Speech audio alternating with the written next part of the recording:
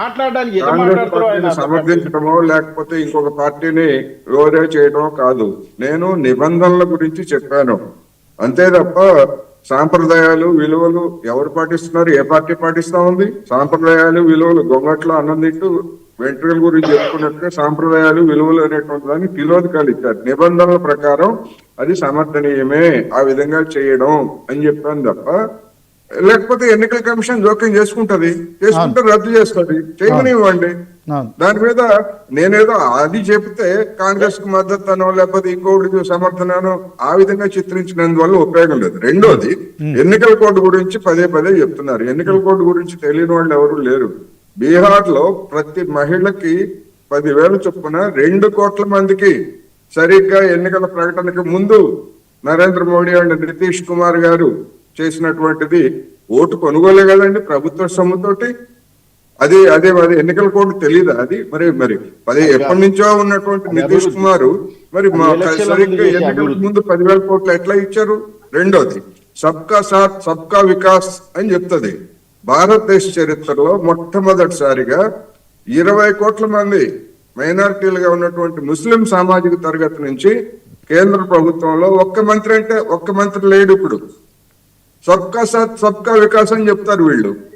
మరి ఏమి చెప్పేటువంటి మాటలకి ఆచరణకి ఏమిటి? ఎక్కడన్నది ఎక్కడ? కాంగ్రెస్ ప్రతినిధి కంటే ఎక్కువ మాట్లాడుతున్నాం. మీరు అట్ట మాట్లాడితే ఎట్లాగా? ఒక మతోన్మాదులాగా మాట్లాడుతున్నారు మీరు, ఒక మతోన్మాదులాగా మాట్లాడుతున్నారు మీరు. సో మొత్తానికి జూబ్లీహిల్స్ ఉప ఎన్నిక నేపథ్యంలో రాజకీయాలు వేడెక్కుతున్నాయి.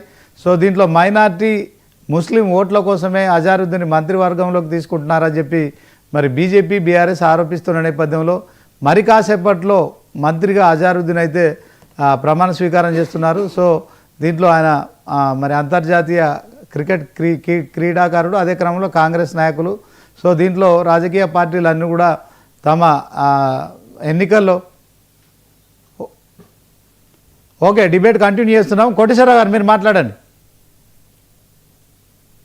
కోటేశ్వరరావు గారు కాంగ్రెస్ పార్టీ కంటే ఎక్కువ మాట్లాడుతున్నారు అంటున్నారు. మతాన్ని తెచ్చింది ఎవరు సార్? చెప్పండి. మతోన్మాదాన్ని రెచ్చగొడుతున్నది ఎవరు ఈ దేశంలో? అది చెప్పరు. ఎన్నికల గురించి లేదా కోర్టు గురించి లేకపోతే నైతిక విలువల గురించి తెలియనంత అమాయకంగా లేవు. అందరికీ తెలుసు ఎన్నికల కోడ్ ఏమిటో లేకపోతే నిబంధనలు ఏమిటో. ఛాలెంజ్ చేస్తున్నాను నేను, రద్దు చేయమనండి ఎన్నికల కమిషన్ ఈ నియామకాన్ని.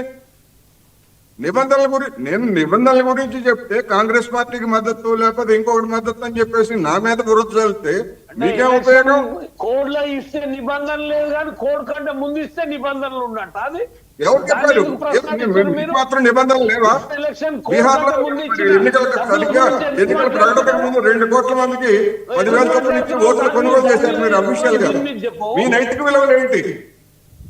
నైతిక విలువల గురించి చెప్తారు, విలువలు వలువల గురించి చెప్తారు, బట్టలన్నీ విప్పేసుకొని తిరుగుతూ ఉంటారు. హిందువులు ఓటేయమని చెప్పేసి చెప్తారు జూబ్లీ హిల్స్ లో. మొత్తం అందరూ ఓటేయమని చెప్తే వేరు, కానీ హిందువులు ప్రత్యేకంగా వచ్చి ఓటేయమని చెప్పి చెప్తారు. మీరు లేకపోతే మొత్తం అని చెప్పేసి మీరు కాబట్టి చెప్తారు. అంత ఉన్మాదం, మతోన్మాదం అంత ఎక్కిపోయింది మీకు. మిమ్మల్ని విమర్శిస్తే విశ్లేషకులు లేకపోతే ఇంకోటి అనుభవించాలని చూస్తారు. ఇట్లాంటివి ఈ విధమైనటువంటి ఫోర్స్ లేదా ఈ విధంగా వాటితో ఎవరు నోరుపోయారో అది మీకే ఎదురుతుంది. మీకు నైతిక విలువల గురించి చెప్తారా మీరు? జూబ్లీ హిల్స్ లో హిందువులు ఓటేయమని చెప్పినటువంటి వాళ్ళు మీరు హిందువులైన మిగతా వాళ్ళు ఓటేయరా? దేశ పౌరులందరూ ఓటేయమని చెప్పండి. మీకు ఆ ధైర్యం లేదు. మతాన్ని తీసుకొస్తాను ప్రతి దానికి. ఆ మతాన్ని తీసుకొచ్చే కదా మీరు. అయోధ్యలో మీ పత్రం ఓడిపోయారు కదా, అక్కడ మరి హిందువులు లేరా? ఎందుకు ఓటించారు మిమ్మల్ని? ఏం మాట్లాడతారు మీరు? నేను ఏదన్నా మాట్లాడితే నేను చెప్పిన దానిలో తప్పుంటే తప్పు చెప్పండి. అంతేగాని విశ్లేషకులు ఏంటి, బీజేపీ వ్యతిరేకమైన వాళ్ళకి వ్యతిరేకమైన మీరు వ్యక్తిగతమైనటువంటి దాడి చేస్తే నేను సహించను. నేను అంతకంటే ఎక్కువ దాడి చేయగలను. ఎలక్షన్ కోడ్ లో మాట్లాడేది ఒకటి ఏంటి? ఎలక్షన్ కోడ్ అయితే రద్దు చేయమనండి. ఎలక్షన్ కోడ్ అయితే ఎన్నికల కమిషన్ రద్దు చేయమనండి. గవర్నర్ కి తెలీదా? గవర్నర్ అనేక విషయాల్లో ఆపేసినటువంటి గవర్నర్ కి సంప్రదించినటువంటి గవర్నర్ కి తెలీదా?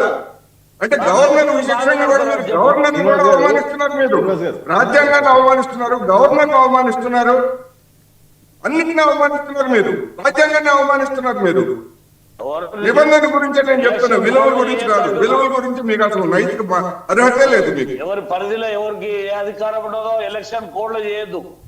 గవర్నర్ మీరెవరైనా నిర్ణయించడానికి, బీజేపీ బీఆర్ఎస్ ఎవరు నిర్ణయించడానికి? ఇక్కడ రాష్ట్రపతికి చేస్తాం ఎలక్షన్ చేయండి.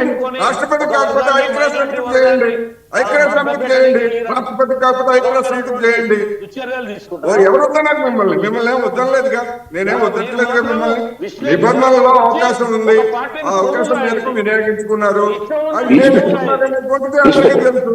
నిబంధనలు ఎట్లా ఉల్లంఘిస్తున్నారో దేశంలో అందరికీ తెలుసు. సమాధానం లేదు మీ దగ్గర. ఏం సమాధానం ఉంటుంది?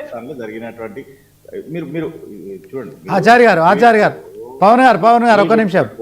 ఆచార్య గారు సో దీంట్లో కోడ్ ఆఫ్ కండక్ట్ ఉన్నప్పుడు ఎన్నికలకు సంబంధించిన అంశంలో సో మీరు ఫిర్యాదు చేశారు, ఓకే, కానీ ఇది గవర్నర్కి తెలియదా? ఇదే క్రమంలో కేంద్ర ఎన్నికల సంఘం కదా ఇది పర్యవేక్షిస్తోంది.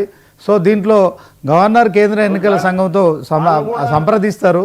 సో అయినప్పటికీ కూడా మీరు చెప్పండి, కూడా నిపుణులతో మాట్లాడి చర్యలు తీసుకుంటారు. ఇప్పుడు మంచిదే, తీసుకోమని నేను కూడా చెప్తున్నా. అదే నిబంధనలకు విరుద్ధమైతే రద్దు చేస్తారు, తీసుకుంటారు, నిబంధనలకు రద్దు చేస్తారు. అంతే తప్ప మేము వద్దని చెప్తున్నాం. మీరెవరండి చెప్పడానికి? వద్దని చెప్పడానికి ఈ విశ్లేషకులు చెప్పినటువంటి అంశాన్ని మాత్రాన చర్యలు తీసుకోకపోరు. ఎలక్షన్ కమిషన్ తీసుకుంటది.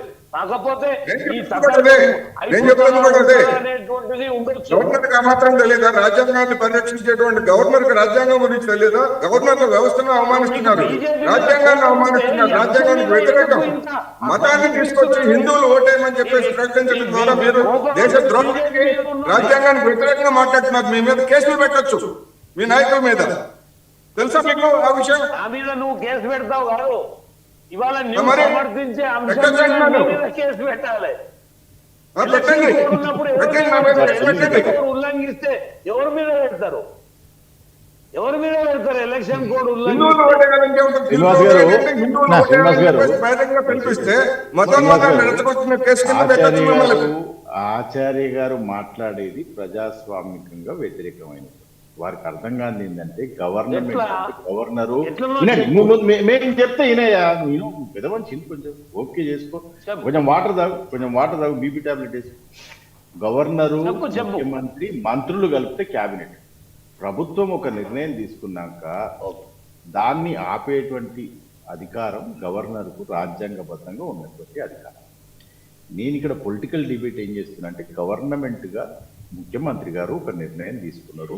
మైనారిటీలకు అజారుద్దీన్ గారికి క్రికెటరు, వరల్డ్ ఫేమస్, మంచి రికార్డు ఉన్నటువంటి వ్యక్తి, వారికి పదవి ఇవ్వాలని గవర్నమెంట్లో మేము ఒక నిర్ణయం తీసుకున్నాం.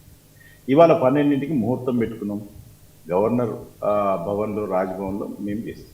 ఈ ఎలక్షన్ అనేది భారతదేశంలో జరగట్లేదు, ఆంధ్రప్రదేశ్లో జరగట్లేదు, తెలంగాణలో జరగట్లేదు. ఒక జూబ్లీస్ నియోజకవర్గానికి జరుగుతున్నటువంటి ఎలక్షన్ కమిషన్ కోడ్ అనేది ఉన్నప్పుడు మేజర్గా ఏవైతే డిసిషన్స్ గవర్నమెంట్ రన్ చేయడానికి తీసుకోవాల్సినటువంటి డిసిషన్స్ ఉంటాయో వాటిని తీసుకునేటువంటి అధికారం ప్రభుత్వానికి ఉంటుంది. ప్రభుత్వ పరంగా ముఖ్యమంత్రి గారు ఈ ప్రపోజల్ గవర్నర్ గారికి పెట్టారు, గవర్నర్ గారు అప్రూవ్ చేసిండు. ఇప్పుడు మరి ఆచార్య గారికి ప్రాబ్లం ఉంటే రాష్ట్రపతి గారికి ఫోన్ చేసి ఆపమనండి, మాకేం బాధ లేదు. ఇప్పుడు అట్టనే ఇప్పుడు కోటేశ్వరరావు గారి మీద కేసులు పెడతా అంటారు. నేననేది ఏంటంటే, అన్న మీరు ఒక పార్టీలో ఒక వ్యక్తి సమాజాన్ని మొత్తం శాసించేటువంటి దానికి రాజ్యాంగం అనేది ఉంటుంది.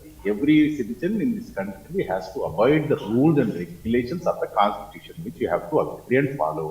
మనం ఇట్లా డిబేట్లల్లో మనకు నచ్చినట్టుగా ఎవరైనా మాట్లాడితే వాళ్ళని మీ మీద కేసులు పెడతారనో ఎంతవరకు మీకు బాగుంటుందో మీరే. 100 డిబేట్లు చేసిన మిత్రమా, 100 డిబేట్లు కావచ్చు, 1000 డిబేట్లు చేసినా బీజేపీని కాబట్టి బీజేపీ 100 చేసినామా ఏం లేదు, వారి ఎజెండానే బీజేపీని విమర్శించడం. ఆబ్వియస్లీ విమర్శలు అండి. ఆచార్య గారు కామన్ కదా. పవన్ గారు ఒక నిమిషం. ఆచార్య గారు, కోటేశ్వరరావు గారు వామపక్ష భావజాలం ఉంది, తర్వాత మీకు బీజేపీ ఈ భావజాలం ఉంది. సో దీంట్లో పర్సనల్గా మనం మాట్లాడుకోవాల్సిన అవసరం లేదు. ఒకటే ఇక్కడ ఎన్నికల కోడ్ ఉంది, అది గవర్నర్కు తెలుసు. అదే క్రమంలో మీరు ఆ ఎన్నికల కోడ్ ఉల్లంఘన జరిగిందంటే రాష్ట్రపతి మీ చేతిలో ఉంటారు, గవర్నర్ మీ చేతిలో ఉంటారు, కేంద్రంలో మీరు అధికారంలో ఉన్నారు. కేంద్ర ఎన్నికల సంఘం బీహార్ ఎన్నికల్ని అలాగే జూబ్లీహిల్స్ ఎన్నికల్ని పర్యవేక్షణ చేస్తోంది. సో దీంట్లో మరి ఆ కాంగ్రెస్ పార్టీ అభ్యర్థి నవీన్ యాదవ్ తండ్రి చిన్న శ్రీశైలం యాదవ్ను కూడా బైండ్ ఓవర్ చేయాలని చెప్పి కూడా మరి ఆదేశాలు ఇచ్చిన పరిస్థితి ఉంది. సో ఇట్లాంటి క్రమంలో మీరు పార్టీ పరంగా కాకుండా నిజంగా మనం ఏదైనా మాట్లాడితే మనందరం మాట్లాడిన డిబేట్లో మాట్లాడినా కూడా కేంద్ర ఎన్నికల సంఘం ఇప్పుడు మన మీద కూడా చర్యలు తీసుకోవచ్చు, ఆ విషయం మీకు తెలుసు.